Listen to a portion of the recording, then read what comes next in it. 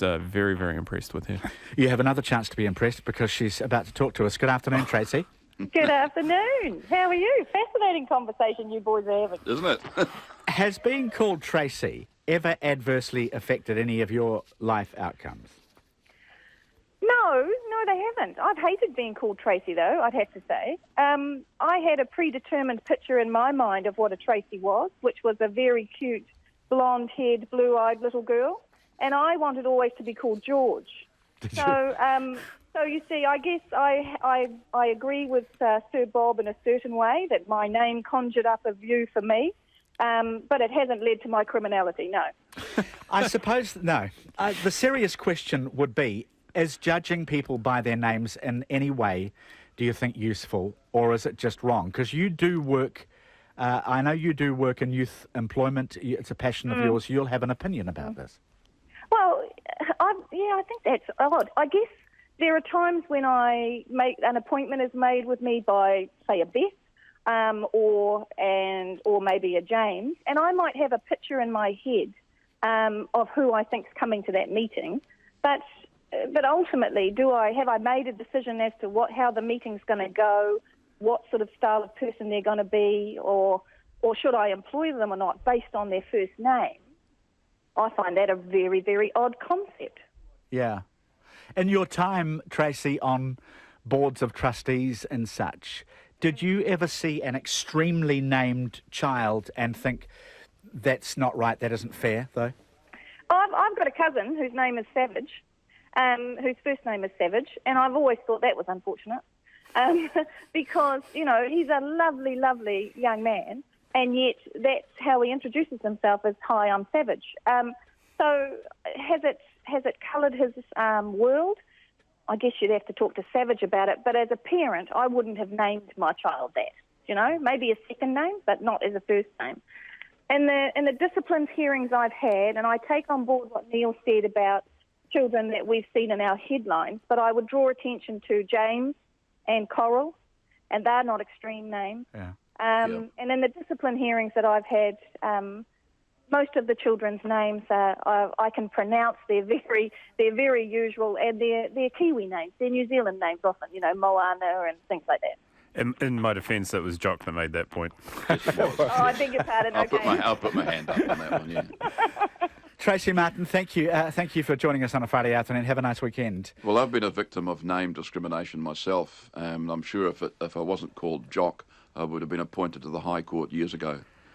Well, if I was a girl, I was going to be called Jennifer Ann Miller, and only afterwards did my parents figure out that would be my Jam, yeah. Sticky would be my nickname. So I probably avoided that bullet there.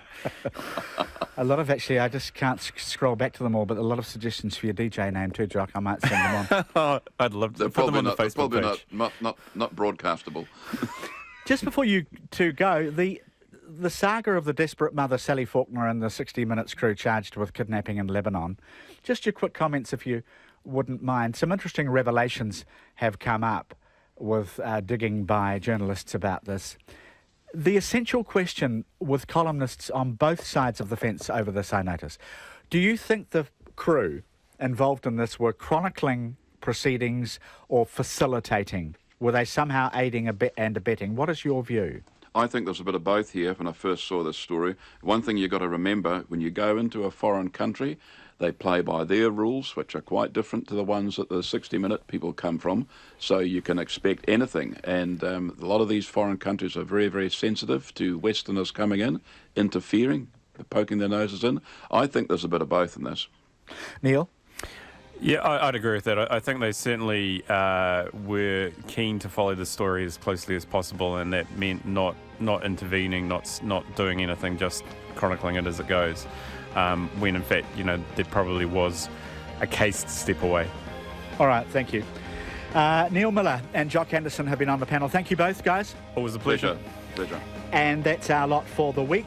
Thank you for your company during the week. Have a nice weekend, everybody. And Checkpoint with John Campbell follows.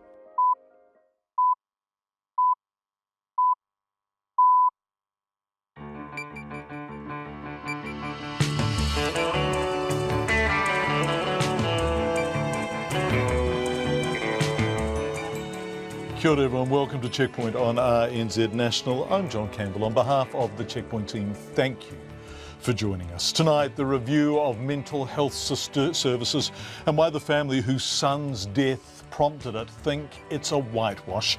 165 years in one family, but no more. The farm that has been lost after 7 generations.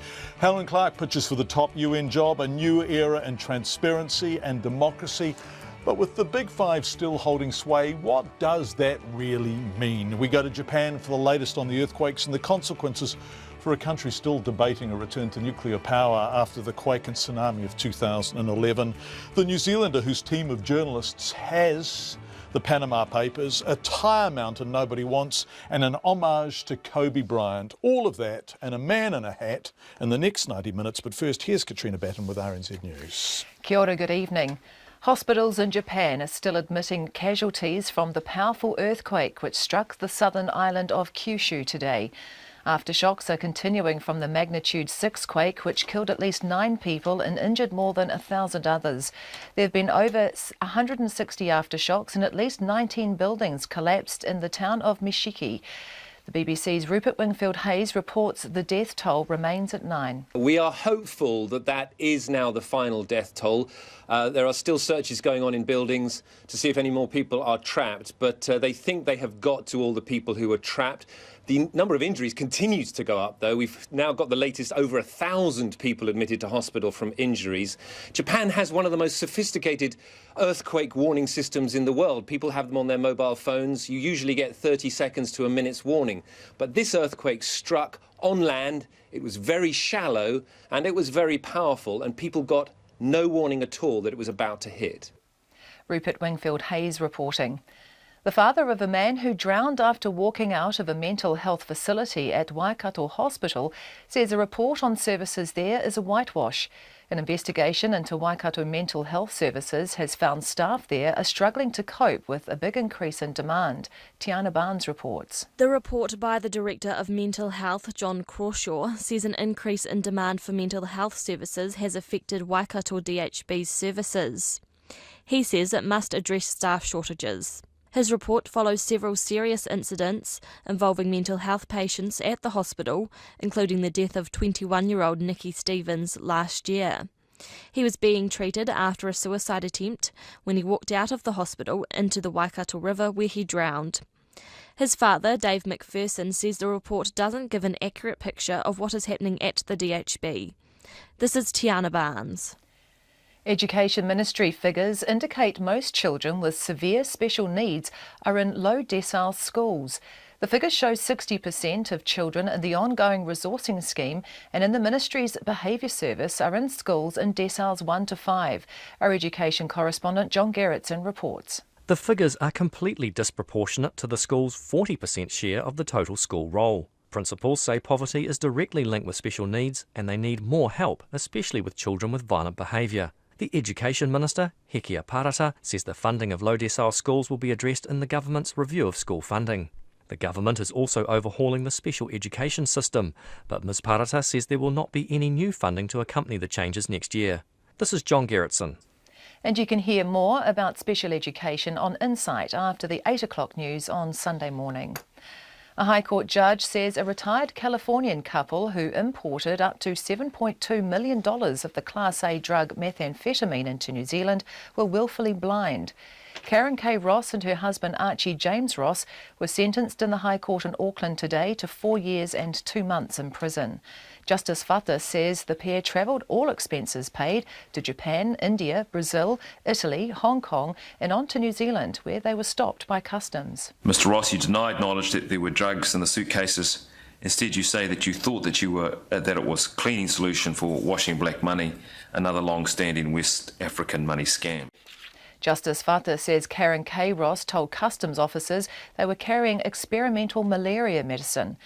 Inside the suitcase, customs officers found 7.2 kilograms of methamphetamine. The government and the Christchurch City Council have directed Regenerate Christchurch to look at the possibility of turning part of the red zone into a lake for water sports. The directive is contained in the letter of expectations to the board of the new organisation, which is one of two taking over from the Earthquake Recovery Authority from Tuesday next week. The Mayor, Leanne Dalzell, says the lake would be used for rowing and other water sports.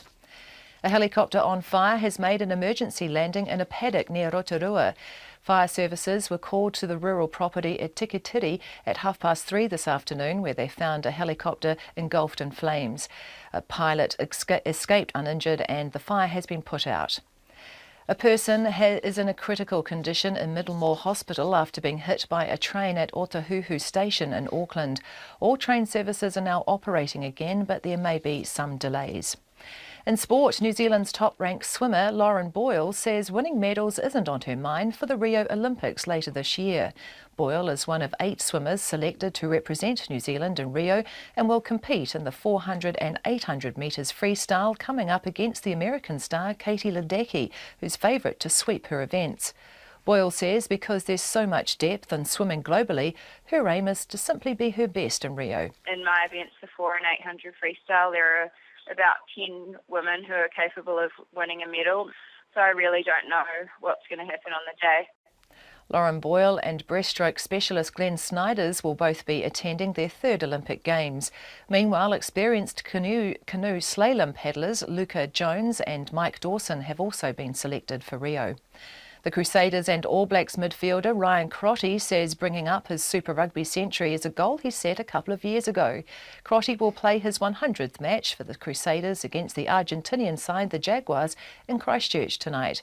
He made his debut against the Hurricanes in 2009 and becomes the 13th Crusaders player to achieve the milestone. I've always worked hard and loved this team and wanted to play well for them. So to play 100 and join some pretty impressive names that have already done so is something I'll be really proud of.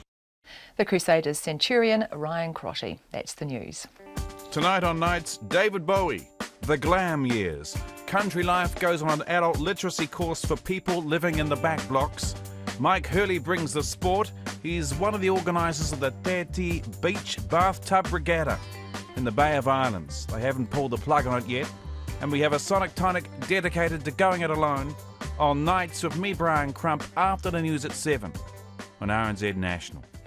Met Service weather to midnight tomorrow for all the North Island. Cloud increasing tomorrow and occasional rain developing in Northland, possibly heavy in the far north later. Isolated showers developing in Taranaki tomorrow morning and in Coromandel Peninsula and Bay of Plenty later. Nelson, Marlborough, Canterbury and Otago, except Clutha, fine, high cloud tomorrow. Clutha and Southland mainly fine, rain spreading north tomorrow evening. Bulla and Westland, cloud increasing tonight and drizzle developing in Westland tomorrow.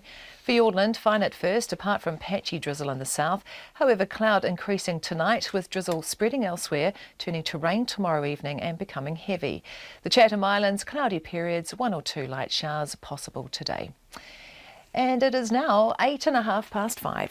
Thank you very much indeed, Katrina.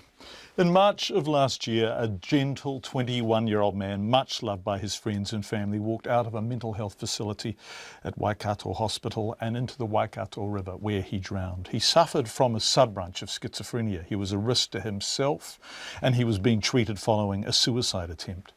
His family is still devastated by what happened. Nicky's death and other less serious episodes at the facility led to a formal inspection of Waikato Mental Health Services by the Director of Mental Health. Dr. John Crawshaw found services were well managed but facing considerable pressure. Some changes required were already in place or underway. But the family of Nicky Stevens, whose death they believe was entirely preventable, reject the report as a whitewash. I spoke to Nicky's father, Dave McPherson, and asked him about his meeting with the Director of Mental Health. Well, look, I think it was a meeting for form's sake. He needed to do the decent thing and tell us what was in his report beforehand. We ended up talking quite a bit about Nicky's treatment, about the issues that arose from it, but he made no promises. And as you would see from the report, there's nothing specific in there other than 2 or 3 places it says Nicky's death was one of the reasons this report's been called for. Yet there's no coverage in there for us, which is intensely frustrating for us, John.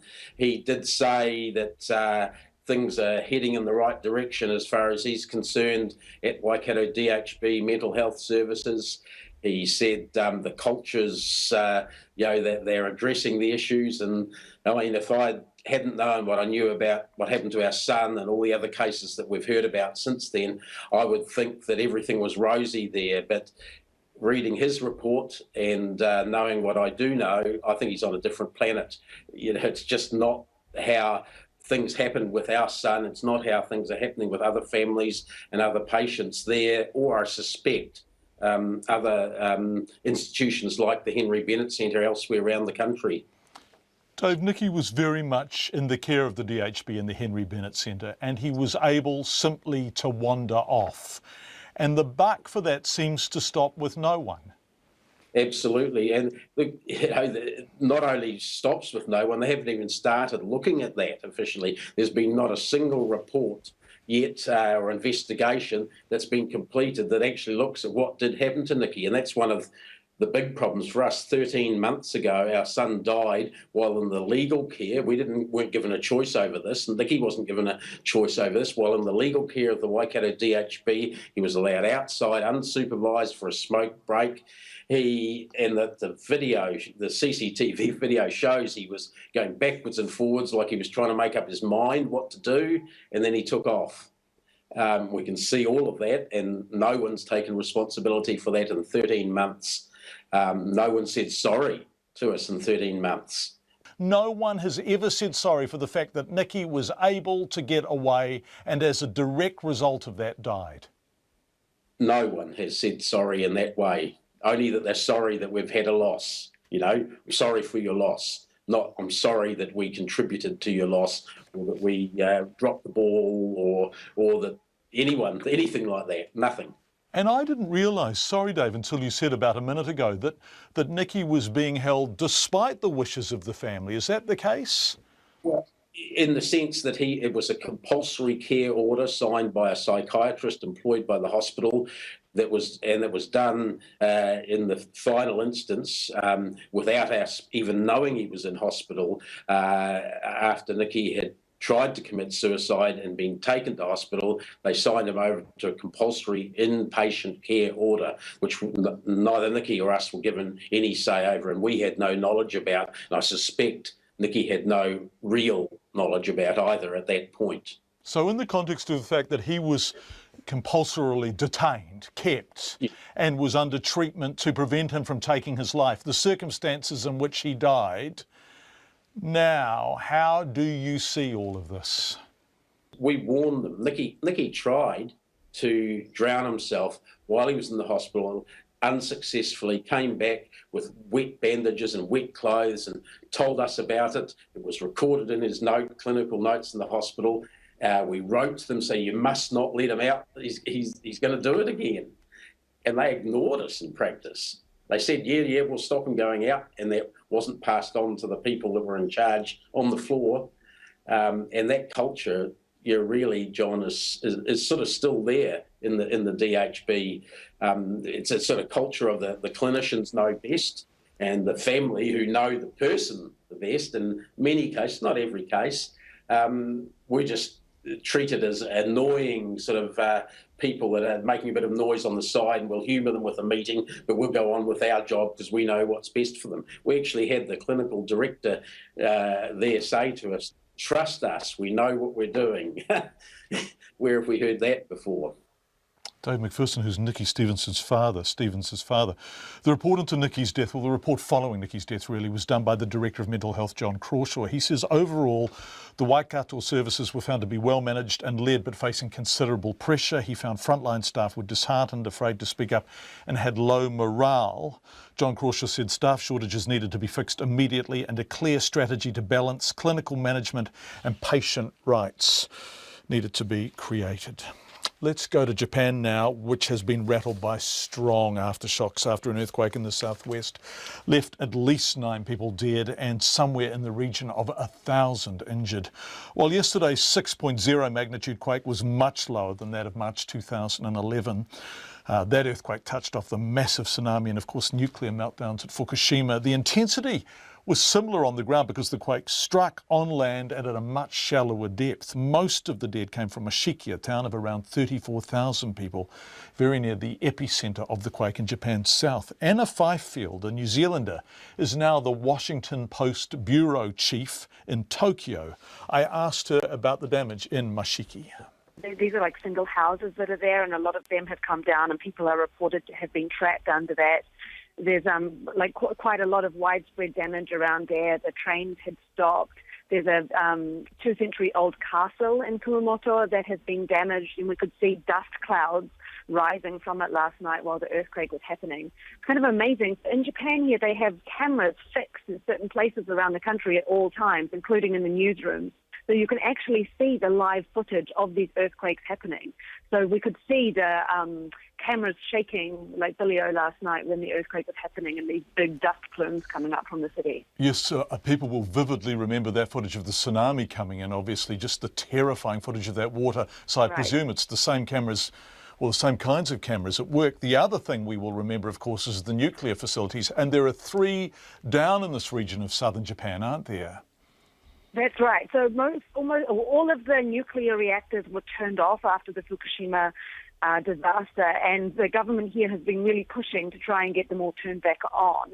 And so they have very slowly started, but you're exactly right. The ones that they have started to turn on are down in this area. So this will reinvigorate fears that it's not safe to have these nuclear power plants in such a seismically active country. It's already very controversial that the government is trying to turn these back on. So Anna, the ones in the south were back on. Were they up and working again? Yeah, a couple had been turned back on, and several more were in the process of being turned on. Japan has had really massive energy bills for the last 5 years since the Fukushima disaster, so the government makes it a really high priority to turn these reactors back on. And that has been controversial. I guess immediately they want to assess if there's been any damage. Is there any word on that?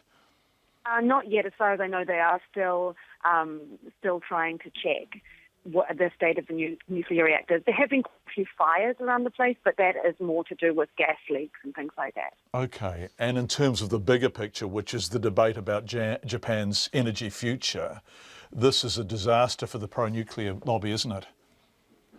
Yes, it is. It will certainly reinvigorate the anti-nuclear people, and there are a lot of them, and it will really complicate the government's efforts, because the reason that the reactors had been turned on in this part of the country was the government view that that was where the least resistance would be. So there will certainly be a lot of resistance now, because this is a big reminder that earthquakes happen everywhere in Japan. The whole country is sitting on this huge fault line. So despite all the safety checks, there's still a huge level of risk there. And what's the psychological impact of such a powerful reminder of that on the Japanese people? Yeah, obviously people were really rattled last night. There were a lot of quakes that were going on. So I'm in Tokyo, like half a country away, but we had several big jolts. And there's a very good emergency system here. So even as I was watching the earthquakes on TV, there were emergency warnings coming through saying that we were going to get another one. And sure enough, the ground started shaking. So I think people are still very obviously scarred by what happened in 2011. And every time they wonder, is this going to be another one? Is there another tsunami coming? So, the scars are still very raw here. Anna Fifield, who is the Washington Post bureau chief in Tokyo. Former Prime Minister Helen Clark has had perhaps the most unusual job interview of her life.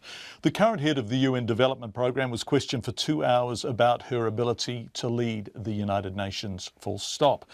Ms Clark is one of 9 candidates applying to be the UN Secretary-General, and she appeared before the General Assembly in New York this morning to answer questions from many of the 193 member states. The public interaction and more involvement by member states is a new move by the UN as it tries to increase the transparency and democracy of its processes, at least on the surface. Ms Clark spoke of her upbringing in New Zealand and why it made her the best choice for the top job.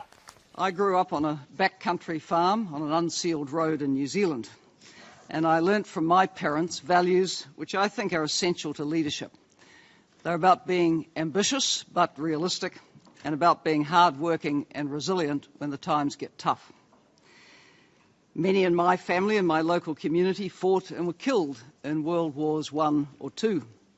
And so, like other New Zealanders of my generation, I was brought up to have deep respect for the United Nations and for the important role it was given in the Charter to save succeeding generations from the scourge of war. I'm very proud that New Zealand was a founding member of the UN and has a long tradition of support for it.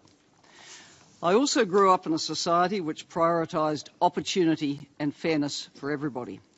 And throughout my life, I've done my best to find ways to overcome injustice and inequality wherever I have encountered them. The first cause I became actively involved in as a young person was the movement against South African apartheid. Apartheid was a unique, pernicious and systematic form of discrimination which stripped people of their dignity. Its end, to which the UN contributed a great deal, was a major achievement of the late 20th century. Helen Clark, UN analyst Jeffrey Laurenti says whilst the process for selecting the new Secretary-General, which Helen Clark was going through there, is seen as more democratic and certainly makes major concessions to the appearance of democracy, much of the real decision-making will still take place behind closed doors, with the Big Five having huge influence. That's the 5 permanent Security Council members, of course, the US, China, Russia, France and the UK. Western commentators have pointed out that no woman has ever held the UN's top job and suggested now's the time. But do Russia and China, for example, rate that as a priority? Well, I would think that the Chinese and the Russians would feel that a woman, if you have the right woman, would not be objectionable, but this is not what real realpolitik, politics, are all about. And I can imagine parts of the world, in particular the Arab world, where the notion of a female Secretary General seems to reflect, in particular, the interests and passions of a fraction of Western society and no compelling case for much of the rest of the world.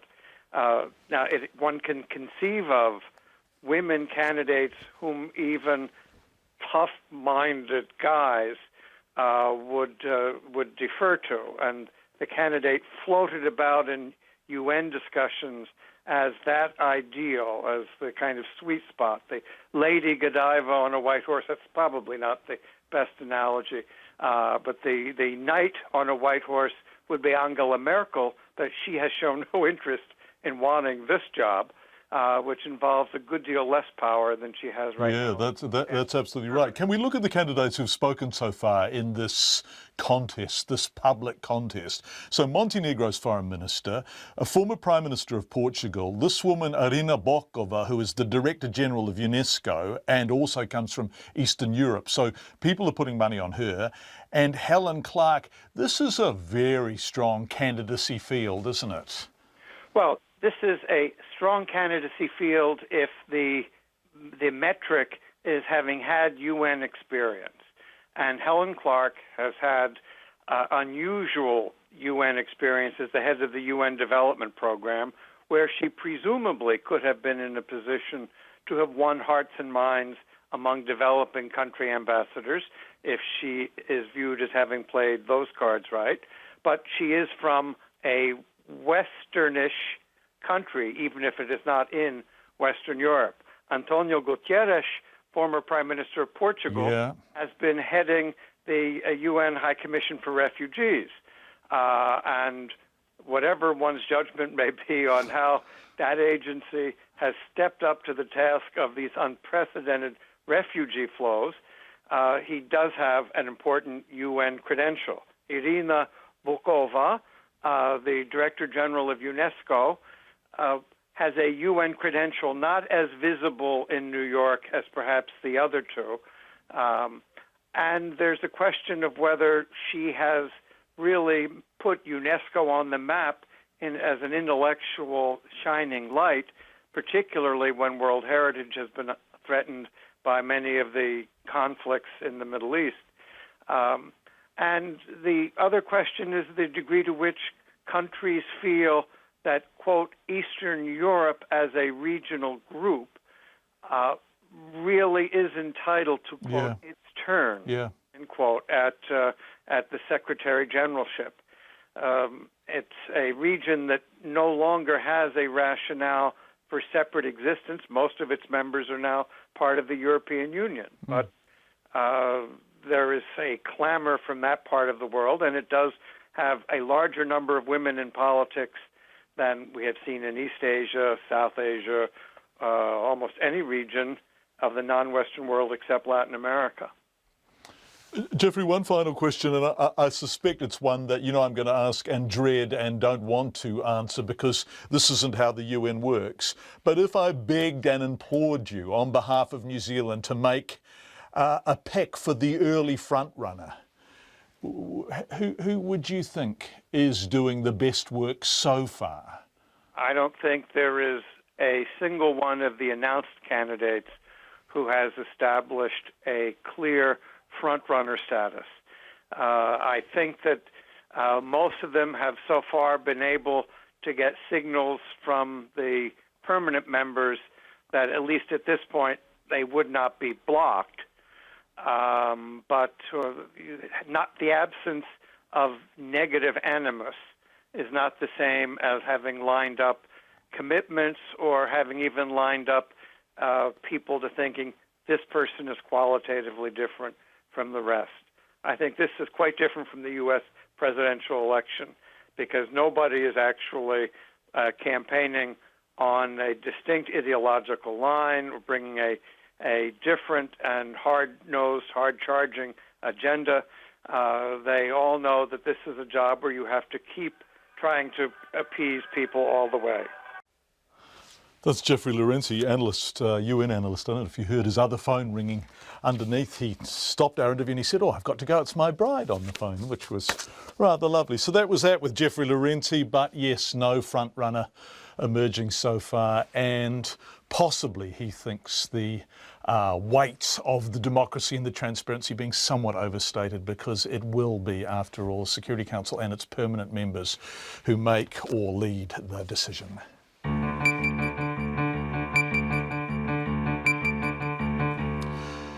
5:27 on Checkpoint. Coming up, around the world trip ends with 4 years in jail for a Californian couple found guilty of importing methamphetamine into New Zealand. A seventh-generation Wairarapa dairy farmer is declared bankrupt and loses his farm.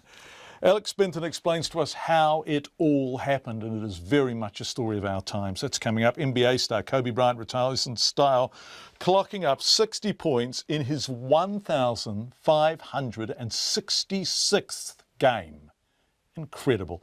And a fragment of Nelson's rail history will be revived this weekend with the reopening of the old Spooners train tunnel. All of that coming up on Checkpoint. We'd love to hear from you in any way you choose. You can text 2101. You can email checkpoint@radionz.co.nz. And our young producer Natasha Frost is doing a brilliant job of running our Twitter and Facebook sites. It all sounded too good to be true. Free travel, expenses and accommodation.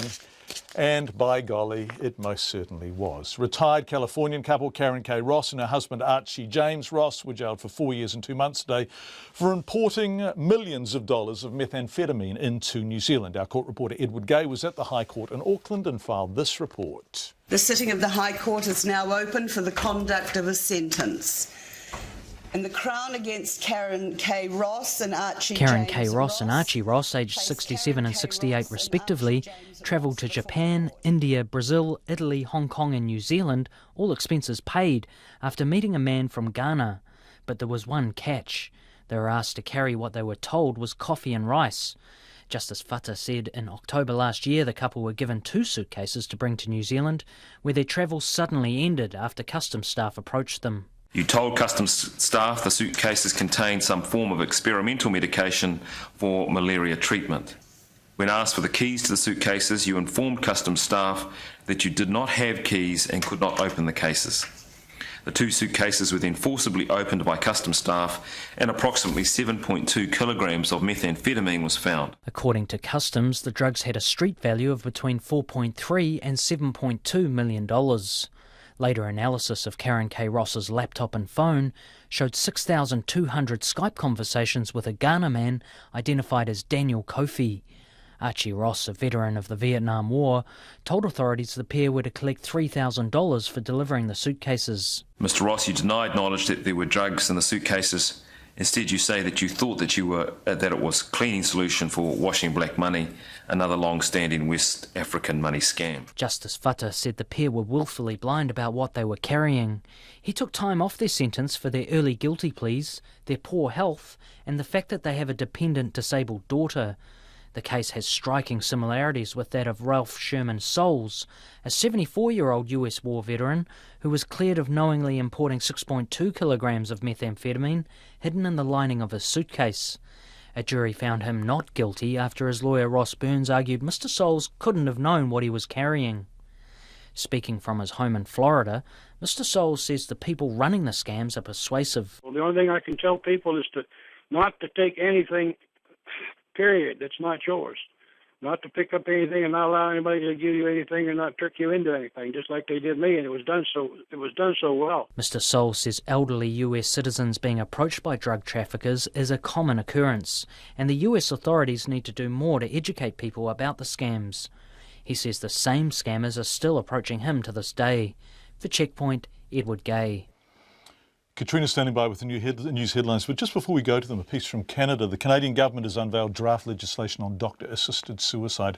The bill has been designed to ease the end of life for terminally ill patients while shutting the door on what's described as suicide tourism. People with, and I quote, psychiatric problems would also be excluded. This short report from Deborah Lutterbeck, who's with Reuters. Canada's Liberal government Thursday unveiled draft legislation on doctor-assisted suicide. It would apply only to adults suffering incurable illness or disability. Prime Minister Justin Trudeau's father declined treatment for cancer before his death in 2000. It's a deeply personal issue that affects all of us in our families and all of us individually as we approach the end of our lives. Under the law, patients would have to make a written request for medical assistance in dying, or have a designated person to do so if they are unable. Legislators will vote on the draft law, which applies only to Canadians and residents of the country, by June 6th.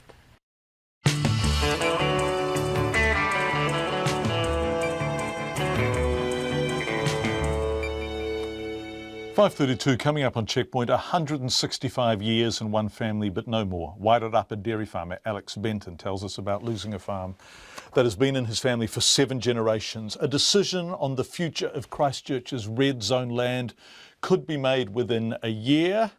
The LA Lakers farewell Kobe Bryant and the pile of tyres that nobody wants. All of that in the next 28 minutes. But first, here's Katrina Batten with RNZ Headlines. The father of a man who drowned after walking out of a mental health facility at Waikato Hospital says a report on services there is a whitewash. An investigation into Waikato mental health services has found staff there are struggling to cope with the big increase in demand. The report follows several serious incidents involving mental health patients at the hospital, including the death of 21-year-old Nikki Stevens last year. His father, Dave McPherson, says the report doesn't give an accurate picture of what's happening at the DHB. Aftershocks are continuing from a magnitude 6 earthquake, which killed at least 9 people in southern Japan. Hospitals are still admitting casualties from the quake which struck the island of Kyushu today. At least 19 buildings collapsed in the town of Mashaki. The president of the Principals Federation, Ian Taylor, says he's surprised by the concentration of children with high special needs in low decile schools. Ministry of Education figures show schools in deciles 1 to 5 have 61% of the children who are in the ongoing resourcing scheme for severe disabilities. A new agency is being told to look at turning part of Christchurch's red zone into a lake for water sports. The government and the Christchurch City Council have directed the organisation Regenerate Christchurch to examine the idea. Water Safety New Zealand is disappointed that a bill before Parliament would mean spa pools and hot tubs do not have to be separately fenced. A select committee considering legislation has recommended it be passed. A helicopter on fire has made an emergency landing in a paddock near Rotorua. Fire services were called to the property at Tikitiri at about 3:30 this afternoon, where they found the helicopter engulfed in flames. The pilot escaped uninjured. Those are the headlines. More news, sport and weather at 6. Thank you very much indeed, Katrina. Let's turn to business news now, and Eric Frickberg is beaming in from Wellington. Hi, Eric. You've been looking at what to expect from the first Consumers Price Index due out on Monday, CPI. As far as inflation goes, this is a bit of a limbo dance, isn't it? Very much so. How low can you go? Well, when it comes to New Zealand inflation, the answer is very low. Now, the figures will come out on Monday, but they're expected to show that inflation for the quarter will be 0.1%, inflation for the year 0.3%. Now, John, to give you an example of what that means, imagine a car worth $10,000 a year ago. Now it's worth just $30 more. So that's one ticket to the movies, one Coke, one bag of popcorn, forego those, and you're there, you've arrived, you've got the money. Yeah, that's extraordinary, isn't it? Why is that, Eric? Well, there have been a number of things that have fallen. Fuel prices most notably. Now, that's not just cheaper in terms of filling up your car, it's cheaper in terms of filling up the plane that might take you to another location. So airfares have fallen a lot as well. Now, that's pulled prices way down. Now, some things have gone up. There were tax rises on tobacco, but it hasn't been enough to modify this basically very, very low rate of inflation. Now, these are forecasts at this stage, John, but I suspect they're probably pretty accurate. Yeah. What effect will all of this have? And I guess we're going to look at the Reserve Bank here, are we, Eric? Very much so. Now, if the rate had been high, the Reserve Bank might raise interest rates. With the rates being this low, they're more likely to push them down. Now, the banks differ as to by how much and when and how often, but all three forecasts I have read are saying that the OCR will go lower as a result of this. Okay. What happened on the markets today, Eric, before we end the week? Well, this was a high jump, not a limbo, and that's partly causal there, John. The NZX 50 broke another record. It's up 17 points to 6,841. The dollar, however, that flatlined 68.87 US cents and 89.31 Australian cents, and that's today. Thank you very much. And the week on the business front. Eric Frickberg, we appreciate it. Have a fantastic weekend. We're going to stay with business in a way, though. Over the past few weeks, we've looked a great deal at farm debt, particularly in the dairy sector, particularly in the context, of course, of those falling milk prices. There have been many stories about farmers under pressure, but most are managing to remain on the land, at least so far. Alex Benton hasn't managed that, and he says his loss won't be unique. The white gold rush, the obsession with dairy farming, the conversions to dairy farming, the current oversupply of milk, the debt, the pressure on the environment, all of it, in hindsight, foreseeable, but not so much during the heady days of price rises and conversions and banks falling over each other to lend farmers money, and the government and the industry talking up milk as the answer to almost everything.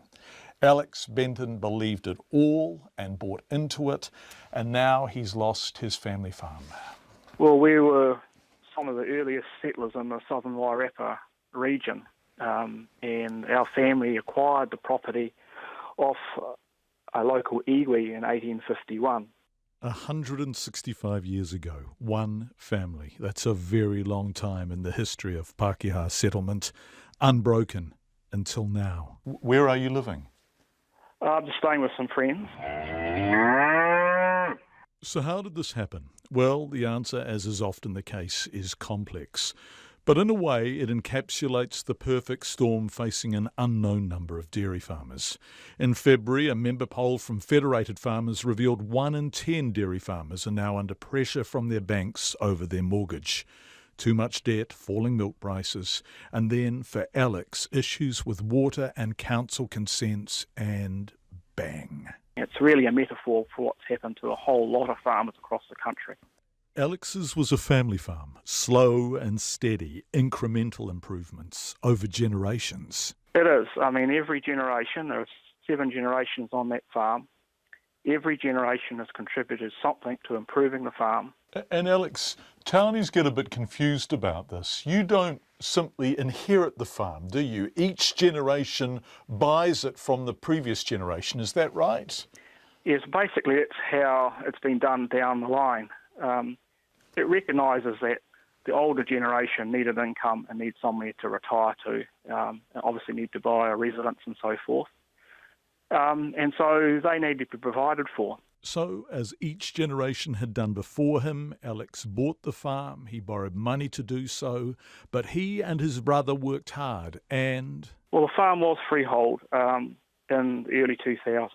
So we retired any debt, we retired any seasonal finance, and the farm, we both as partners wanted to ensure the farm had a future, and being faced with severe Wairarapa droughts, which you have to live through to experience how difficult they are, very, very regularly during the summer season, which knocked milk production and certainly stalled the farm in terms of its profitability and also impacted on the following season. We had to do something to ensure that that farm remained viable and an economic unit. And here's where things start going wrong. More intensive farming, more dairy farming, the Wairarapa's drier, hotter climate, and water becomes more and more precious and suddenly contested for. Since 1871, the farm had had a deed, a water right over a stream on the farm. It was lost. They went in search of artesian water and found it. We went through seismic survey testing, eventually dug an exploratory bore, located a number of aquifers, one of which was very viable and was estimated to be able to produce at least 50 litres a second and more. And on that basis, we went to our bankers, which was Rabobank, and said we wanted to irrigate the farm and expected reasonably that the council would treat us fairly in terms of our consent application so that we could irrigate the farm. But, and this is a but that speaks of how precious water is becoming as farming intensifies. A corporate dairying entity arrived in the district with deeper pockets than me, and I thought, jolly heck, if I don't do something, these people have got deeper pockets, they'll get the water. So I actually then accelerated the application process for resource consent to take water. Water wars. That's an overstatement, of course, but perhaps only just. Listen to the phrases that follow, cut from the longer description of what happened next. Council's reaction was to make it a full notified consent. It went into assisted mediation through the Environment Court. It's a full publicly notified consent. Meanwhile, debt was mounting, but as the country's dairy dreams became more and more persuasive, debt was easy to get. Were banks pitching for your business? Were banks competing to lend money to you? Yes, that's true. Debt was easy and dreams were big. And Fonterra's objective was to grow milk production by 1 billion litres. Alex's story becomes more complex now. A protracted water consenting process, debt on top of debt, dry summers, low rainfall, and cows that needed feeding. But the problem really was that it took us 7 years to get irrigation up and running, 4 years of which we were locked in the consent process. And without the water they needed and had thought they had. Each and every year in a Wairarapa dry, we were actually buying and importing quite a large volume of feed to sustain the production of the animals while waiting on a process that seemed to have no end to get irrigation. Things went from bad to worse, but eventually they got consent, put in a bore and, well, they tried to. The bore collapsed. Debt, no water, dry land, hungry cows, and a stretch farm snapped. The bank phoned. It was very bad news. Alex, are you still on your land? Are you still in the farm? Where are you now? No, I'm staying with friends. I'm not on the farm. So who's running the farm? What's happened? Well, basically, on the 24th of March, the receivers at Bank Appointed evicted me from the farm, and they have their own staff on the farm. 165 years, and now Alex is staying with friends, and the receivers have their staff in. And yes, businesses do collapse, and farms do too. But Alex believes his story is cautionary because all these issues face farming in New Zealand. Debt, volatile prices, competition for water, a changing climate, increasing demands on the environment, all of them compounding. Take nothing for granted, he says, and don't believe the hype. As for his farm, we understand that it's been sold, and there's probably little we can actually do about that. So the land that your family's been on since the 1850s is no longer your family's? In short, exactly, yes, that's right. That's Alex Benton. Alec Benton, he also goes as 1851, his family bought that farm from local Wairarapa iwi. 7 generations in the family. We'd love to hear from you if you are a farmer under similar pressure and want to tell us about the kind of pressure you're under and why. Do contact us here at Checkpoint. Right, a decision on the future of Christchurch's red zone land could be made within a year. That's the hope of the man at the helm of Regenerate Christchurch, one of 2 organisations charged with taking over the city's rebuild from the Earthquake Recovery Authority, which shuts its door in 3 days. Our Christchurch reporter Conan Young has the story. The 700 hectares that mostly borders the Avon River was declared uneconomic to rebuild on after the 2011 earthquake and is now owned by the government. The 7,000 homes that once stood there have now largely been demolished and the land sits empty waiting for a decision. The chairperson of Regenerate Christchurch, Andre Lovett, hopes that decision will be made soon. People really want this vehicle, Regenerate Christchurch, to be the organisation that starts providing those answers. So, I would expect that the process could be a 12 to 18 month process, but, those sorts of details are yet to be confirmed. Andre Lovett says the key to making a good decision on what happens to the land will be consulting with the people of Christchurch. Regenerate Christchurch's whole ethos is that we're trying to build an organisation that faces out towards our community. And so, we will be working very hard with our community to develop trust and develop a sense of involvement and participation. One potential use Regenerate Christchurch has been asked to look at by both the government and the council is a lake for international water sports. The Mayor, Leanne Dalzell, says looking at the feasibility of such a facility will be one of the first jobs the new body will have. There's already some work that's been done. There's a community organisation that's brought all of the different water sports and different interests around different lakes. Actually, I shouldn't say a rowing lake, but a sort of a multi-use lake. That those interests have been brought together from a community perspective. Former Red Zone resident and co-chair of the Avon Otakaro Network, Evan Smith, welcomes a timeframe for action on the Red Zone, but warns any consultation needs to be meaningful. The community should be driving the visions for the future of the red zone. It shouldn't be coming from central government. So it's good they're prepared to, we would hope, more than just consult with the public, but actually actively engage with communities. Regenerate Christchurch has been directed by the government to leave open options that might offer the Crown a financial return on the $1.5 billion it has invested in buying up the land. Evan Smith hopes it takes a longer-term view of the opportunities the area provides. It depends on what you mean by a return on investment. If you're talking about an immediate cash return tomorrow, then that's a very different kettle of fish to a return in terms of a return on social, cultural, environmental capital as much as financial capital. Part of the new, more collaborative model involves making room for the Christchurch City Council around the Regenerate Christchurch table, which will be made up of 3 government and 3 council appointees and a Ngāi Tahu representative.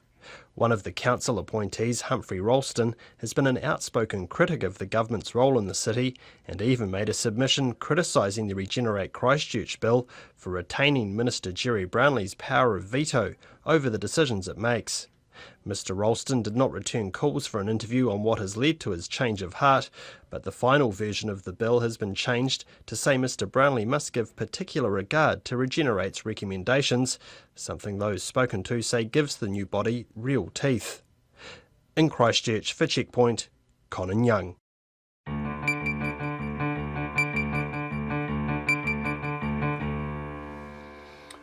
The time on Checkpoint is 11.5 minutes to 6. An emotional Kobe Bryant has ended his 20-year basketball career before a sellout crowd at the Staples Center in LA. Demand for a seat was so high the price of tickets ranged from $700 to $10,000. 37-year-old Bryant scored 60 points in just 42 minutes against the Utah Jazz in his 1,566th game, which is extraordinary. Magic Johnson described Bryant as the greatest ever to wear the Lakers jersey. There were a lot of points there where I started getting emotional. When we first ran out of the tunnel, in which you catch it, I catch myself. Okay, I'm putting on my jersey. I'm saying, okay, this is the last time we're going to put on a jersey. Dun, dun, dun, right? You know what I mean? And then this is the last time I run out of tunnel. Dun, dun, dun. You know, and like when those moments happen, you catch yourself. You start getting really emotional. And then I say, okay, you got to block that out because none of that makes a difference whatsoever. Come out here and completely lay an egg. You'll completely mess up the situation. So you have to concentrate and focus. And then you can be nostalgic all you want, later on tonight. 1,566 games, incredible. All over now. Lakers fans, actors Jack Nicholson and Jeremy Piven were amongst the spectators. He's always been here and he's always been in Los Angeles and he's always played great for us. It's like any other virtuoso. It's a pleasure to get to see him, certainly as much as I have. He's one of these guys that we've learned from him, the greats aren't afraid to miss and to lose, and they just stay after it. Some fans at the Lakers game for Kobe Bryant's last ever appearance. The time on Checkpoint is 9.5 minutes to 6. A company which dumped thousands of used tyres on council leased land in Kawerau is being taken to court by the Bay of Plenty Regional Council. The Hamilton City Council paid EcoVision Tyres $250,000 in April of last year to recycle the tyres at its state-of-the-art recycling facility, but instead of being recycled, mounds of tyres popped up in different locations around the North Island. Our reporter Andrew McRae travelled to Kawerau and I asked him how many tyres had been dumped there. Well, John, behind me somewhere in the paddock behind this locked fence and gate is a huge pile of tyres. We don't know exactly how many, but we know there are thousands, and some of these include really large, big tractor tyres from the Waihi mine area. We know that the company has stored tyres here. This is Kawerau District Council land. They've leased the land. They're storing the tyres here behind me. They also have another pile in the Waihi Quarry further on the Western Bay of Plenty. Now, the Bay of Plenty Regional Council has been on at this company for a long time. They served an abatement notice. They were concerned that there was an environmental risk from the tyres seeping into groundwater, particularly here and at Waihi. And they issued the abatement notice against the company. Nothing happened, and then they have now taken legal action in the Tauranga District Court. That's next Thursday. The case is called for the first time, and this is a prosecution by the Bay of Plenty Regional Council under the Resource Management Act against EcoVision Logistics. Now, this company's been in the news for a number of years, and we know they've had piles of tyres in the Hamilton City area. The Hamilton City Council paid the company to have the tyres removed. They ended up here in Kawerau. There's also been huge piles near Kinloch, near Lake Taupo. I'm not sure exactly the status of that pile, but wherever you look, EcoVision Logistics and other companies by similar names have been involved. And with the court action next week, basically it's the end of the line for the Regional Council's point of view, and that's why they have to take legal action. Andrew, I hadn't realised that the tyres which were so controversial in Hamilton, I always wondered where they went actually, that they ended up there. So they simply are being moved around as you understand it. So what will a win look like for the Regional Council in this court case? Where do they want the tyres to go? Well, the company has always said, and I've had contracts with various councils, that they plan to have a tyre shredder on site to deal to these tyres. They've been promising that for a number of years, and as we know, it's never happened. So the tyres just here, and they basically lie here and rot. The local district council here in Kawerau, the Kawerau District Council, they have what's called an insurance bond with the company to cover problems here. It's around about $250,000, I believe. Can't confirm that exactly, but I believe it's around that figure. And the Kawerau Council is in the process of calling in that bond. When they get the money, then I guess it's the council's job to remove the tyres from here. But where they'll go, who knows? And in the meantime, the regional council takes more of an overview and they level the prosecution. But really, on the ground, it's the Kawerau District Council's problem, and it's a problem that's not going to go away. Andrew McRae, we contacted the CEO of EcoVision Tyres this afternoon for comment. We're yet to hear back, but I'm sure we will. A fragment of Nelson's rail history will be revived this weekend with the reopening of an old train tunnel. The Spooners Tunnel, what a lovely name, was closed in 1955, and the line that Nelsonians hoped would link them to the west coast was dismantled amidst huge protests. The tunnel will reopen on Sunday as a link in Tasman's Great Taste Cycle Trail. And our Nelson reporter, Tracy Neal, who was always up for adventure, went for a look.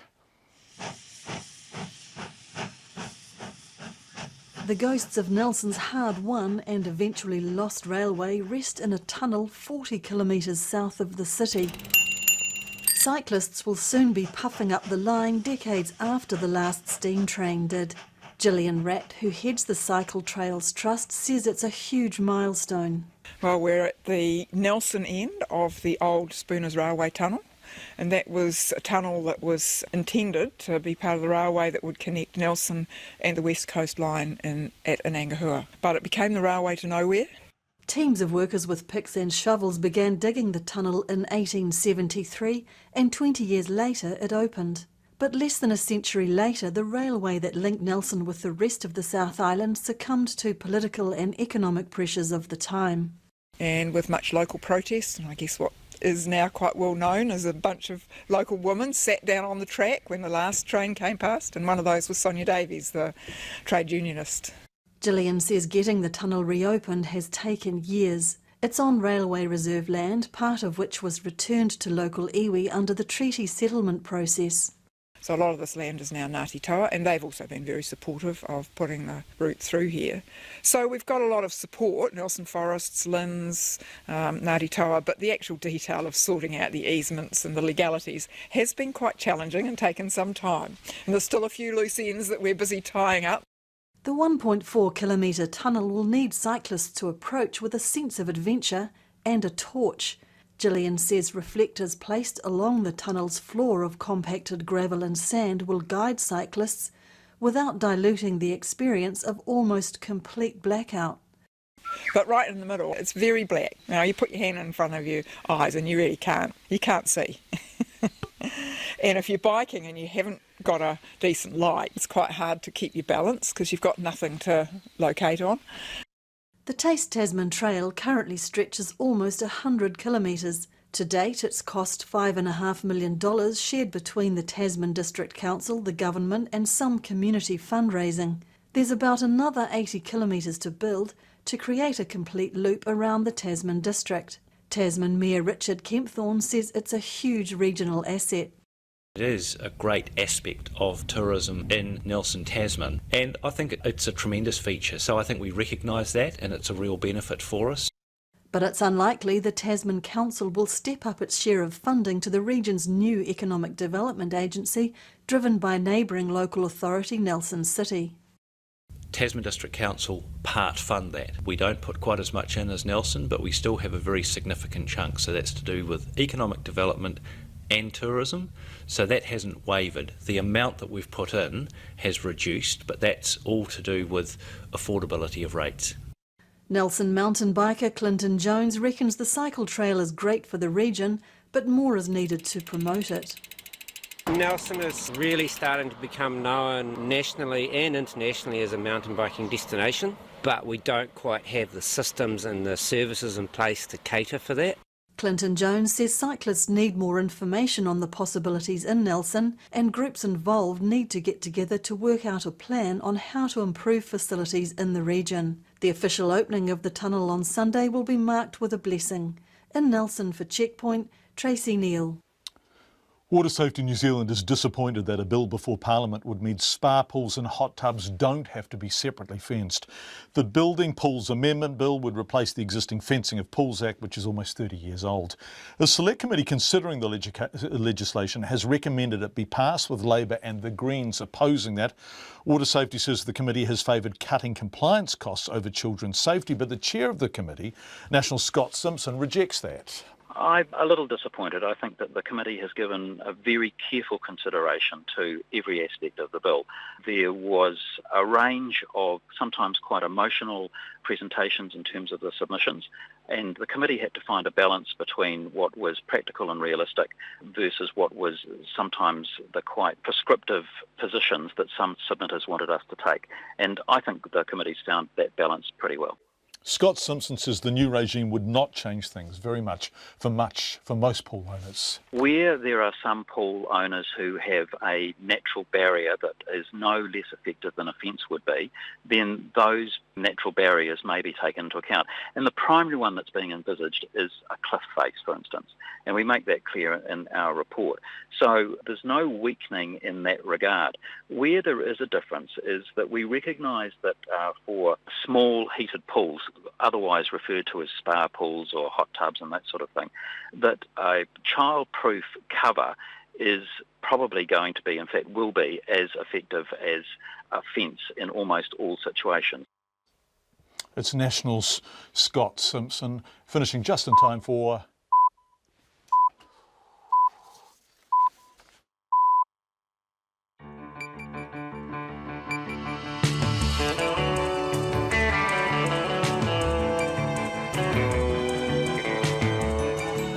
Not even select committees mess with the pips.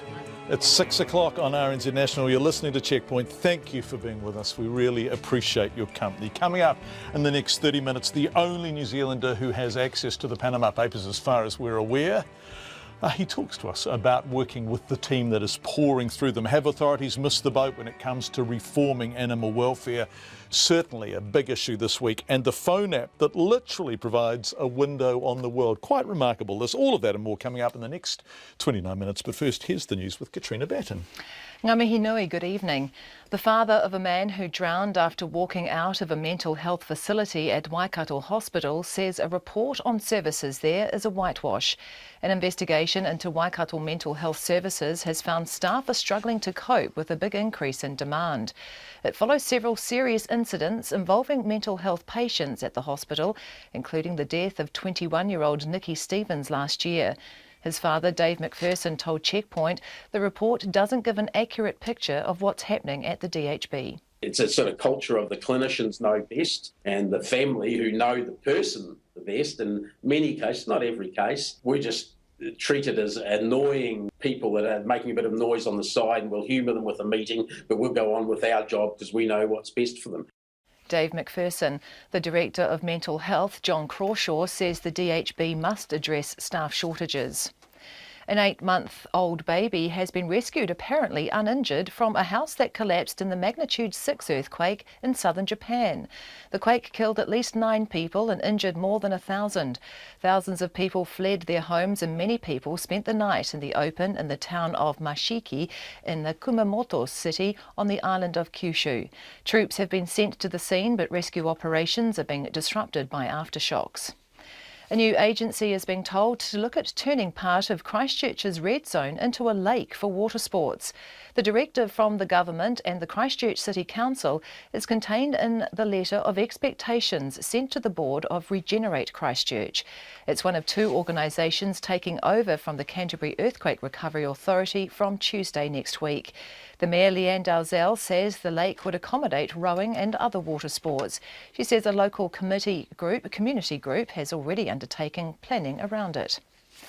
A United Nations analyst says there's no clear frontrunner for the UN Secretary-General's job. The former Prime Minister, Helen Clark, one of 9 candidates applying for the post, appeared before the General Assembly in New York this morning to answer questions. But UN analyst Jeffrey Laurenti told Checkpoint there's no clear frontrunner.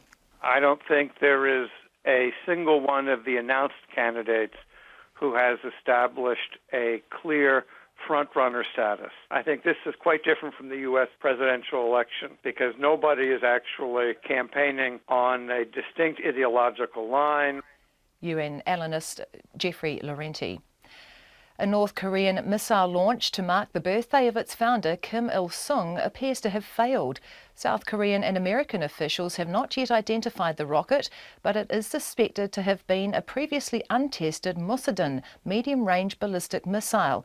The launch comes amid particularly high tension on the Korean peninsula. A High Court judge says a retired Californian couple were willfully blind when they imported up to $7.2 million worth of methamphetamine into New Zealand. Karen K. Ross and her husband Archie James Ross were sentenced in the High Court in Auckland today to 4 years and 2 months in prison. Edward Gay reports. Justice Fata said the pair travelled all expenses paid to Japan, India, Brazil, Italy, Hong Kong and on to New Zealand, where they were stopped by customs. When asked what was in their suitcases, Karen K. Ross told customs officers they were carrying experimental malaria medicine, while her husband said they had chemicals for cleaning money. Inside the suitcases, customs officers found 7.2 kgs of methamphetamine. Justice Fata took time off the couple's sentence for their early guilty pleas, their poor health, and the fact they have a dependent disabled daughter. This is Edward Gay. A 73-year-old man has died after a bus reversed into him in a car park. The accident happened at Mount Nicholas Station near Queenstown. The man was taken to Queenstown Hospital but died from his injuries. The police have opened an investigation. New figures show low decile schools are teaching most of the children who have special education needs. The Education Ministry figures show 60% of children in the ongoing resourcing scheme and in the Ministry's behaviour service are in schools in deciles 1 to 5. That's well above the school's 40% share of the total school roll. Principals say poverty is directly linked with special needs and the schools need more help, especially with children who behave violently. The Education Minister, Hekia Parata, says the funding of low decile schools will be addressed in the government's review of school funding. And you can hear more about special education on Insight after the 8 o'clock news on Sunday morning. In sport, the Hurricanes coach Chris Boyd doesn't care how his side plays as long as they win tonight's Super Rugby clash with the Rebels in Melbourne. Here's to that. Totally agree. The Hurricanes are 4th in the New Zealand Conference and the 5th in the overall standings. A win would help them keep pace with the competition leaders ahead of a tough run of games, including a trip to South Africa. The first thing is we need to win. You know, the competition is so tough that you just can't afford to have hiccups. So at the end of the day, we all would like to get a nice performance and play well and etc. But at the end of the day, the key thing for us is we need to win. The Hurricanes coach Chris Boyd. Also tonight, the Crusaders host the Jaguars. A mix of youth and experience is the hallmark of the 8-strong New Zealand swim team named for the Rio Olympics. The team is led by freestyler Lauren Boyle and breaststroke specialist Glenn Snyders, who'll both be attending their 3rd Olympic Games. Experienced canoe slalom paddlers Luca Jones and Mike Dawson have also been selected for Rio. The world golf #1 Lydia Ko is tied for 26th at the halfway point of the latest LPGA tournament in Hawaii. The 18-year-old New Zealander is 1 under par for the tournament, 9 shots off the leader. Liverpool have added another fairy tale comeback to their history books, fighting back from 2 goals down in the second half to beat Borussia Dortmund 4-3 and reach the Europa League semi-finals. That's the news. Tomorrow morning, poverty, foreclosure and eviction. All bad things unless you're part of the growth industry making a profit out of them. The unlikely pest that's threatening New Zealand's native plant life, wilding pines. The end of news, how Facebook is eating the media's lunch. And it's not all bad. Jermaine Clement and Duncan Sarkis on their epic fantasy podcast quest for the source of ultimate pleasure. Join me, Toby Manhire, tomorrow morning in for Kim Hill on RNZ National. Met service weather now through to midnight tomorrow for all the North Island. Cloud increasing tomorrow and occasional rain developing in Northland, possibly heavy in the far north later. Isolated showers developing in Taranaki tomorrow morning and in Coromandel Peninsula and Bay of Plenty later. Nelson, Marlborough, Canterbury and Otago except Clutha, fine, high cloud tomorrow. Clutha in Southland, mainly fine, rain spreading north tomorrow evening. Bulla and Westland, cloud increasing tonight and drizzle developing in Westland tomorrow. Fiordland, fine at first, apart from patchy drizzle in the south.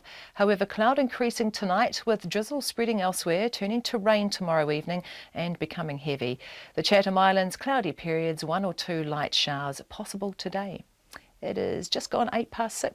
Thank you very much indeed, Katrina. Have a wonderful weekend. You too. Thank you.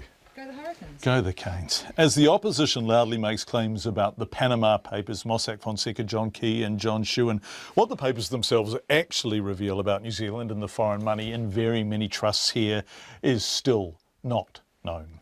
It's clearly a treasure trove of documents, but not one New Zealanders have access to, except for Peter Bale. Much of the journalistic work on this is being done by the International Consortium of Investigative Journalists, which exists under the wing of the Centre for Public Integrity. And the head of that is a New Zealander, Peter Bale. I asked him via Skype, when will we be able to see, rather than speculate about, the New Zealand-related material in these papers? I don't know the answer to that sort of as we speak at the moment. New Zealand is one of a number of countries which they were not able to get to in full. I mean, it has taken a year to do this project. It is an enormous amount of information. They've had hundreds, thousands of requests for information from countries all over the world about this. I mean, they have done places like Argentina and Brazil. Iceland, as you know, have been in the consortium from the start. I would say in the next very short while there will be people that they will have worked out in New Zealand can manage it, but also it will be pretty much online, in the next couple of months or so, and searchable in the same way as our offshore leaks project was about 2 years ago. Yeah, which is extraordinary to be able to search this information. Yeah. You mentioned Iceland, and of course the Prime Minister's gone. Do you expect that there will be more such departures on the basis of what is revealed? I don't know. I think we're at a phase now where it is up to the governments and up to the regulators to take further action. I suspect we will see a lot more activity in the banking world. I mean, Mossack Fonseca, the company, the legal firm involved in this, argues that it was only doing the bidding of its clients. Those clients were in general banks. The UK Financial Services Authority, or Financial Conduct Authority, has asked all the banks in the UK to report their contact with Mossack Fonseca. I think we're going to see waves of the story wash further through, particularly in individual sectors like banking. We have an excellent story in the art world around the use of offshore companies to prop up the art world. I think you'll see more sort of wash through some of these separate industries. We also don't have control exactly over what our partners, what partners in given countries have done. I don't know what more The Guardian has to come, for example. Peter, it must be very rewarding to suddenly see torches, lights being turned on in the dark and secret corners of the banking world, for example, and to know that actually work you've been, part of, your team has been driving, is behind that. Yeah, it is very much my team, and it is a journalistic exercise as far as I'm concerned, that it's about a project well done. It's about a hugely difficult to manage project journalistically that has been achieved. The shining of the light is what you do. You do want to shine light into dark places as a journalist. You do want to do stories that are of benefit potentially to the underdog, if you like, and you want to try and do good. That is the principle behind a lot of our journalism. You know this as well as I do. That's the sort of some of the reasons we go into it is to create change and to expose things. So yeah, it is a fantastic journalistic project, and I do feel a great sense of respect for what the team has achieved with it, and to see it go worldwide like this, and to have these, in a sense, uncontrollable ripple effects. That you set something running and you can't necessarily stop it. Yeah. What do you know now, Peter, that you didn't already know? Because I suspect that people widely believed this kind of thing was happening. So what is it that has been most striking about what you've learned from all of this? Well, I think we know the scope of this. The thing for me is a journalistic story in this. It's the scope of the secrecy. It's the extent of it. It's the numbers. It's just pulling back a veil on something we kind of knew was there, but the elaborate lengths that people go to are now very much exposed. The Russian dolls that are just sort of one company inside another, inside another, and inside another. And you can really see the workings of this and the extent to which people will go to avoid legitimate tax or to seek secrecy. Peter Bale from the Centre for Public Integrity, which he runs, and the Consortium of Investigative Journalists is under the Centre for Public Integrity. Sorry about the audio at the end of that. It's fascinating what they are working on. I love the Russian doll's description of what they are discovering as they look beneath the layers. 6:13. It was a job interview with the world watching. Former Prime Minister Helen Clark has sought to convince the UN General Assembly in New York and the public who are interested in the process that she is the best person to be the next Secretary General of the UN. The head of the UN Development Programme is one of 9 candidates applying for the UN's top job. And this morning she made her pitch and answered questions from representatives of many of the 193 member states. The public interaction and more involvement by member states is a new move by the UN as it tries to increase the transparency of its process and at least the appearance of meaningful democracy. Ms Clark spoke of her upbringing in New Zealand and her credentials on the world stage. I've met many of your presidents, prime ministers and ministers over many years, and I've listened to and learned a lot from them. I've also visited many communities struggling with poverty and conflict. Everywhere I've been inspired by the determination of people to strive for a better life for their families, no matter how steep the odds against them were. But their determination alone can't produce progress. So here I want to talk about the great importance of the role of the UN. As around our world, so many people look to us collectively here with hope and expectation that we will strive to help overcome conflict, achieve sustainable development and reduce inequality. And we look to the UN to bring us together around the common cause of building a better, a fairer and a safer world. 70 years on from the UN's creation, there are serious challenges which are testing its capacity to deliver. The problems are getting harder to solve and the opportunities to do so are more difficult to grasp.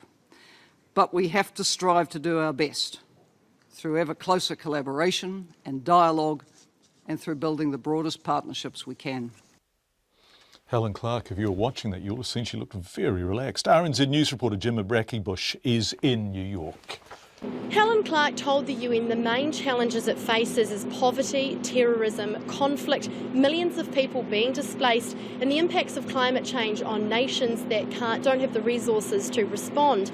Ms Clark was asked the most questions out of all the 9 candidates, and it would have been a job interview like no other, with 193 members of states being able to ask her any questions they wanted.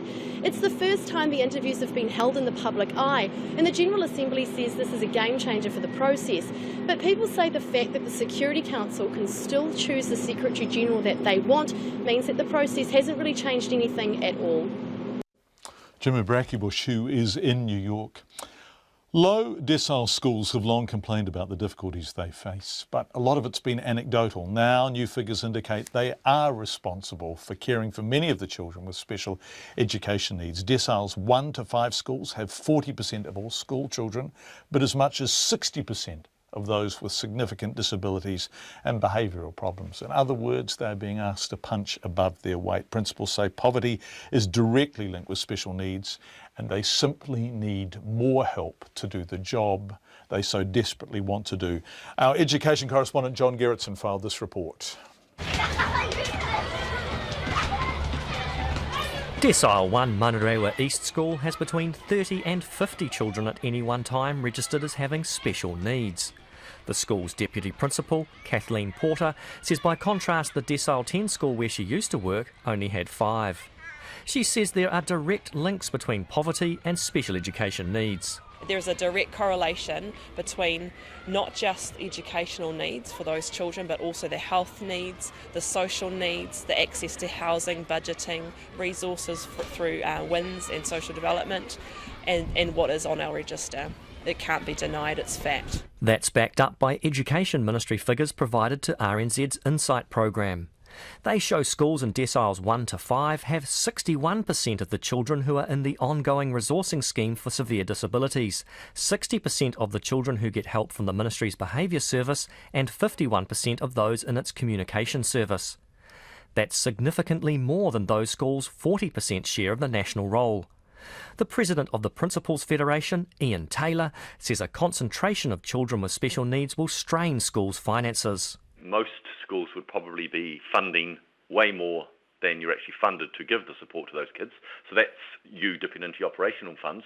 It can have advantages in the sense that if you have a core group of those types of students in your school, you've got systems and processes quite effectively established to be able to deal with it. The principal at Manurewa East, Phil Palfrey, says the school works well with children with special education needs, but it's hard to get help for children whose main problem is their behaviour. We're actually having to be extremely creative in both accessing funding and accessing professional support for these kids who have really over-the-top behaviour that probably, in my many years of being a principal, have never experienced the extent that we get coming into our school right now.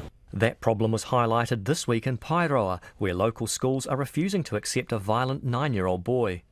The Education Minister, Hekia Parata, says the funding of low-decile schools will be addressed in the government's review of school funding. We are absolutely wanting to answer the question, are we getting the right resources to the right kids at the right time in the right amount? And that will be critical in the funding review, so that question and others will be answered. The government is overhauling the special education system next year, but Hekia Parata says there will not be any new funding to accompany the changes. For Checkpoint, John Gerritsen. And you can hear more on that on Insight after the 8 o'clock news on Sunday morning. Animal rights groups are slamming new proposed welfare rules, saying they fall well short of international standards. They believe the Ministry of Primary Industries has missed an opportunity to make real change, especially protecting young unwanted calves. The new rules would penalise owners who leave their dog in a hot car. Maya Burry reports. Hidden cameras set up across 12 farms last year exposed widespread abuse of bobby calves. Footage showed the calves being thrown on trucks and violently kicked and bashed. SAFE's campaigns officer Shanti Alawalia says the new rules still don't protect animals. Mr Alawalia says it's shocking the calves will be allowed to be transported at 4 days old, when European standards require the calves to be nearly 2 weeks old. Given the level of uproar that we saw last year after the dairy expose, we would have expected that they really would have lifted the standards further. For instance, in the European Union, they have stronger standards than we have regarding bobby calves, and we're not even lifting ourselves up to be at the same level as the rest of the world. The Ministry for Primary Industries Animal Welfare Director Julie Collins says they're still open to suggestions. The 4 days policy is what's in our existing minimum standards in the codes of welfare, but we want feedback on that point. As I said, we want feedback from everybody with an interest in animals and animal welfare, and we want to know, are we getting the balance right? The Ministry has released 85 rules in total, including securing dogs travelling on the back of vehicles and penalising owners who leave dogs in hot cars. The president of the Animal Control Officers Institute, Les Dalton, says its good dog owners will be held accountable. You know, the more people keeping smaller little lap dogs and little house dogs, the situation of dogs being left in cars is greater than what it was some years ago. I mean, we have had cases of dogs dying. Another proposed rule is a ban on fireworks at rodeos. Last month, SAFE, the SPCA and FarmWatch gathered at the steps of Parliament calling for a complete ban of the sport. A FarmWatch investigator, John Derrick, says they're being ignored. So my concern is even if they do make minor tweaks, the enforcement of these kinds of regulations appears to be non-existent based on what I've observed. So I'm concerned that they're once again touching the surface of the issue. But Julie Collins says there are already strong regulations in place for rodeos. The Ministry is holding open meetings on the new rules and public consultation ends on May the 19th. For Checkpoint, Maya Burry.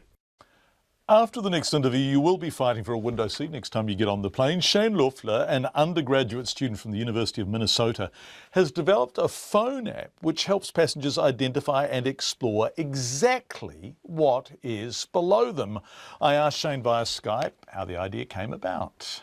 I was really daydreaming out the window when I kind of had this idea and was looking down at these landscapes that I was flying over and some of the travels I've been able to do and just getting excited about the landscape. I have this geology background, so I could see the stories and see the things in the landscape that maybe the average person couldn't see, but I realized that somehow it'd be great to get that view and those stories essentially to people in the plane looking down, kind of using that big view that they can see as a way to get them excited about geology. Yeah, it's a lovely idea, and rather than kind of imagination, you're able to deal with specifics. I'm ashamed to say that when I've been travelling with my children, they say, "Dad, what's down there?" And I needed your app. I needed your app. Right? Yeah. So how does it work?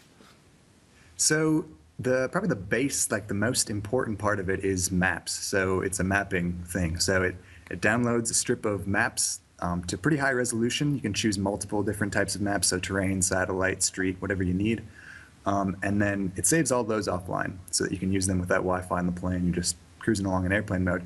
It also saves points of interest. So currently only in North America it has geologic maps, but we're working on getting those worldwide. Our provider has them worldwide. They just need to put them into a format that we can access. But points of interest from all kinds of databases. So paleobiology database, which has fossil locations of dinosaurs. The Neotoma database that has like all kinds of recent mammal fossils, so like giant beavers and mastodons and things, which I know you guys don't have in New Zealand. You guys were pretty mammal-less for a while there. But also points of interest from Wikipedia. So georeferenced Wikipedia articles about the landscape are all available in there. So anything from mountain peaks to state parks, things like that you can drill down and read those articles. And how are you able to access the material on the plane when the airlines are frequently telling you to turn off any connectivity on your phone, right? How does it work?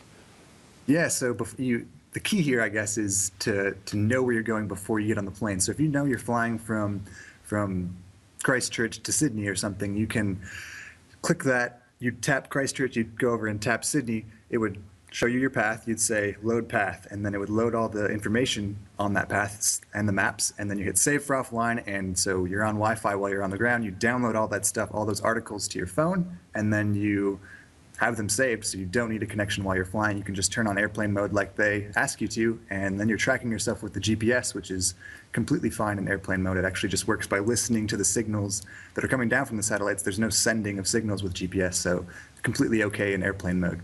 Wow, I didn't know that. So what sort of response are you getting to this? Because it's kind of exciting to know exactly what you're above, right? Yeah, it's been a good response so far. We're still working out a few bugs. We actually just released an update, like it was approved like maybe an hour or so ago, our time, that fixes a big problem, which was flying over the international date line. So it would have been a problem for you guys if you were flying over to California or something, say. You couldn't be able to do that flight, but now you can. We fixed that bug. But overall, the reaction has been really great. People really instantly get the idea. They really see that it's got some potential and could be a pretty fun thing to do, and it seems to work pretty well for most situations. Undergraduate student, that guy, unbelievable. The time is 26 minutes, which means we've got 4 minutes to talk about sport. Match Editon, a few Olympic announcements today. Take us through them. Yeah, so we've got 8 swimmers going to Rio Olympics this year. Lauren Boyle and Glenn Snyder sort of spearhead the team. They're going on their 3rd appearance to the Olympics. Matt Stanley's also joining the team. That's his 2nd appearance. He went to London in 2012. A couple of canoers are going as well. This is combined with the recent canoeing announcement. These are whitewater canoers, so they go down the whitewater rapids and have to go through gates. You may have seen it on TV before.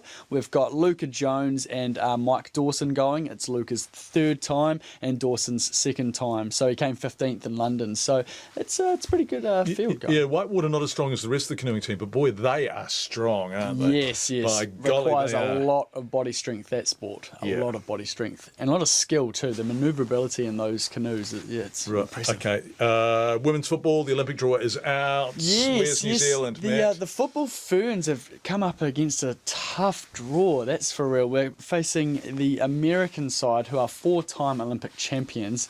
Football has been in the Olympics 5 times, so they've won it 4 out of 5. They're also world champions, so that's going to make it tough. France are ranked 3rd in the world, and then Colombia, who are ranked, I think, in the sort of mid-20s. So it's a tough pool to get through to really get anywhere. But the football Ferns are riding some good form at the moment, so you'd hope that they would be a good chance at the Olympics. And also, what an experience being there. Oh yeah, playing America at the Olympics, playing the best at the Olympics. Exactly. They just had the the world champs last year over in Canada, and now they get to go to Brazil for that. That'll be an experience fantastic. and a half. Speaking of playing the best, who's playing the Hurricanes tonight? The Rebels. But don't get too carried away, because the Crusaders are playing the Jaguars. Did I ask you a question about the Crusaders? Well, excuse me, Dad. If we're going in chronological order, I don't know why you're insinuating that.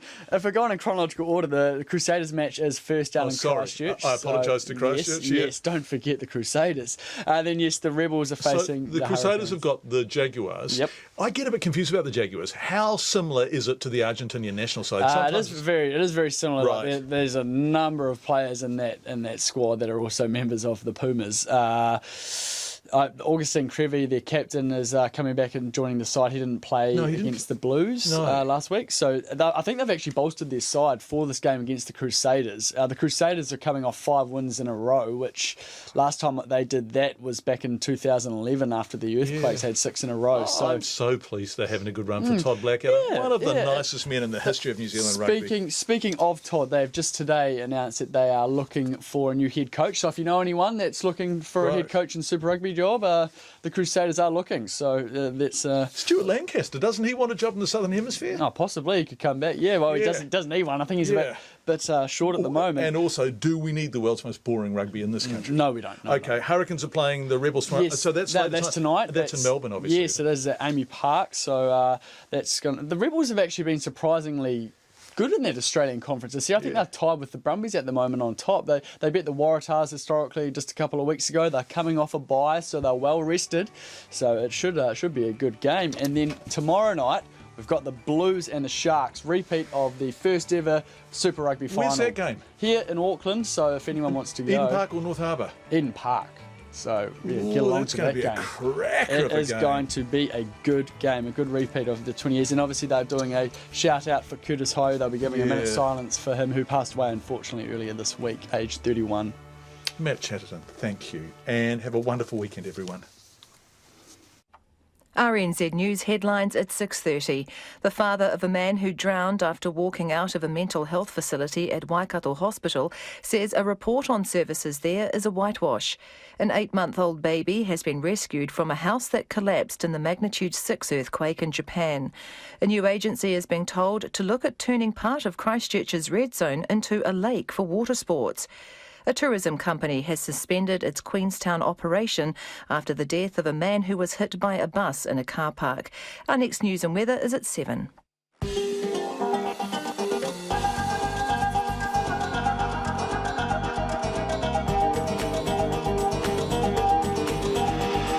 Welcome to World Watch PM. I'm Elizabeth Brown. Tonight, rescuers search the rubble after a powerful quake in southern Japan. Prayers and hope for Nigeria's kidnapped